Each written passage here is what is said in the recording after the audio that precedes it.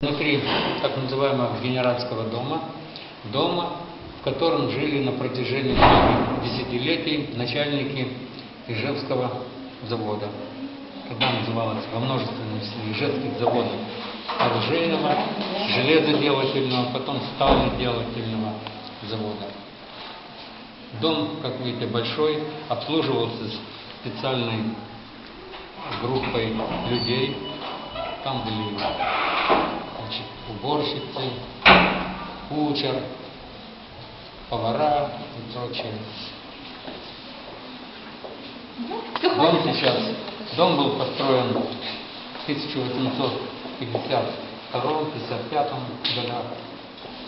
В этом доме жили довольно знаменитые начальники заводов, известные по всей России, например, Попов.